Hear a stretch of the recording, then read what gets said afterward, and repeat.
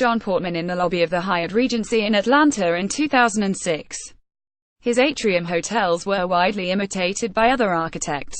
Eric S. Lesser for The New York Times. John Portman, the architect and developer who revolutionized hotel designs with soaring futuristic atriums, built commercial towers that revitalized the downtowns of decaying post-war American cities and transformed Asian skylines from Shanghai to Mumbai, died on Friday in Atlanta.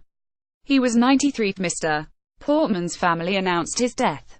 No cause was given. One of the world's best-known and most influential architects, Mr. Portman, over a half-century, redefined urban landscapes in the United States.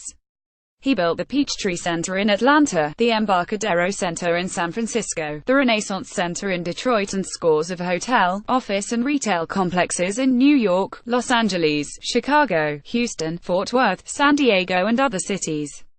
His buildings often evoked OOHS and AAHS from the public, but were not always a hit with critics, who called them concrete islands, self-contained cities within cities, serving their patrons yet insular, even forbidding to outsiders.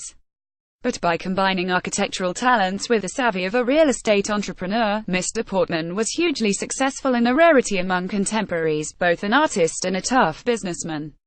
In the 1960s and 70s, his signature hotels, skyscrapers with escarpment atriums, cantilevered balconies overlooking interiors big enough to contain the Statue of Liberty, whooshing glass elevators, waterfalls, hanging gardens and revolving rooftop restaurants, offered thrilling antidotes to the standard lot of dreary hotel lobbies, claustrophobic box elevators and shotgun corridors lined with cells for the inmates.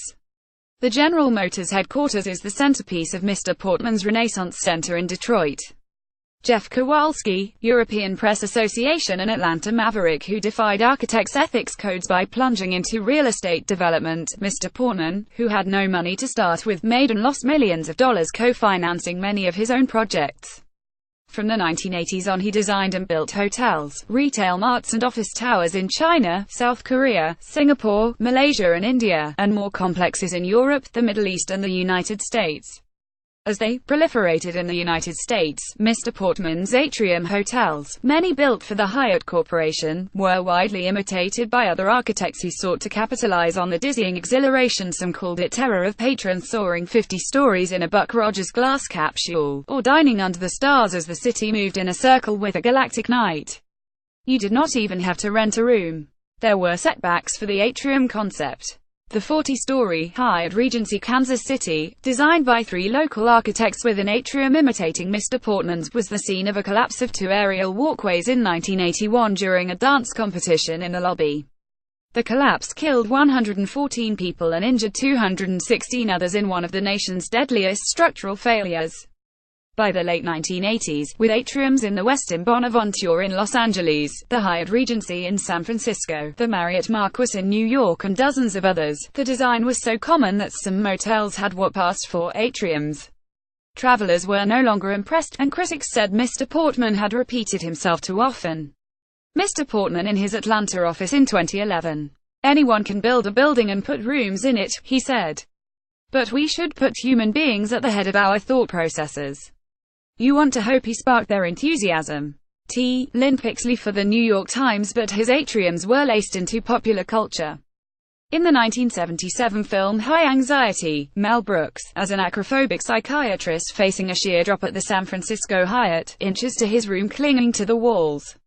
And in a 1993 film, In the Line of Fire, Clint Eastwood's Secret Service agent outlasts a would-be presidential assassin in a glass elevator at the Los Angeles Bonaventure. As federal support for urban renewal faded in the 1970s, Mr. Portman's commercial towers were hailed as downtown saviors, bringing back tourists and suburban shoppers, renewing economies and crumbling landscapes. But some failed, and a rising chorus of critics derided his structures as islands of exclusion, paradoxically cut off from the downtowns they were intended to rescue. His Renaissance Center in Detroit was a glaring example. A cluster of 4 39-story office buildings and a 73-story hotel with shops, restaurants and theaters was built in the 1970s to save a depressed city. But its gleaming towers on the Detroit River were as remote as a cloud-ringed Disneyland castle. Office workers, visitors and suburban shoppiers could drive in and out without ever setting foot downtown. Mr. Portman's Marriott Marquis Hotel, which opened in a still seedy Times Square in New York in 1985 with a 45-story atrium and an 8th-floor lobby, was a cold, grim place, wrote Paul Goldberger, then the New York Times architecture critic. Like so much of Mr. Portman's architecture, the hotel is turned almost completely inward. The architect seems interested in urban activity only insofar as it can be canned and packaged within its walls. To the rest of New York, this building turns a harsh concrete wall. The atrium of the Shandong Hotel in Jinan, China, a Portman project.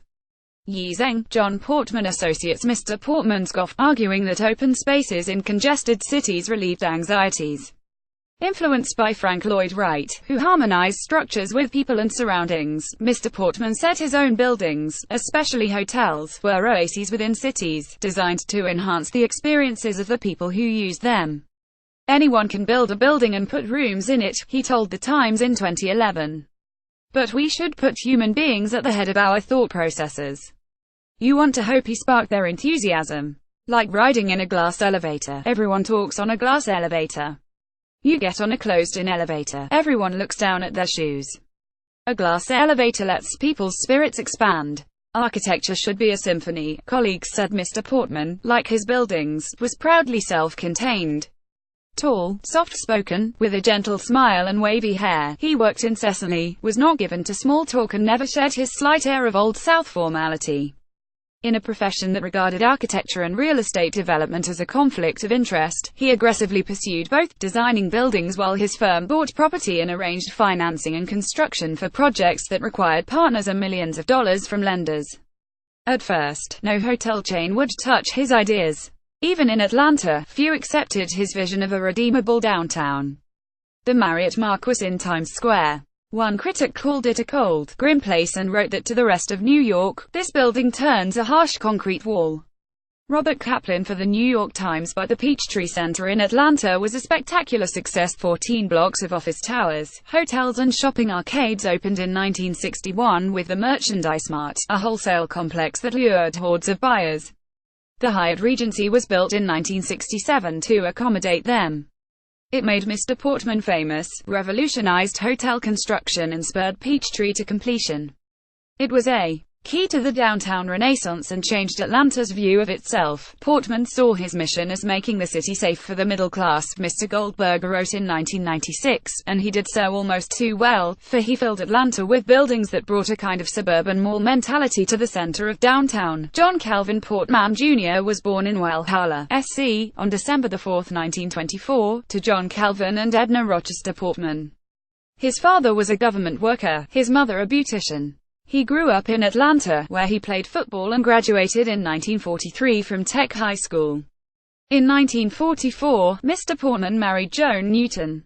They had 6 children. Besides his wife, he is survived by 4 sons, Michael, John C. Jeffrey and Jarrell, a daughter, Jana Simmons, 3 sisters, Glenda Dodrell, Ann Davis and Joy Roberts, 19 grandchildren and 5 great-grandchildren.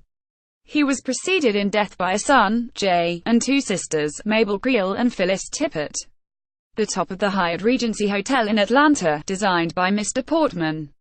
Eric S. Lesser for the New York Times. Mr. Portman attended the United States Naval Academy in 1944 and 1945, then transferred to the Georgia Institute of Technology, where he earned a degree in architecture in 1950. After an apprenticeship with an Atlanta architect, he opened his own practice in 1953. He struggled at first, designing drugstores and YMCAs. A growing respect for the hard economic realities of architecture prompted Mr. Portman's first venture into real estate, financing a small medical building he designed. The deal fell through, but Mr. Portman was convinced that development was the key to success in architecture. In 1956, he and H. Griffith Edwards, a former Georgia Tech professor, became partners. Mr. Portman designed buildings and Mr. Edwards, 20 years older, managed construction until he retired in 1968. They took joint credit for many projects, including the Hyatt Regency Atlanta, Mr. Portman's creative genesis.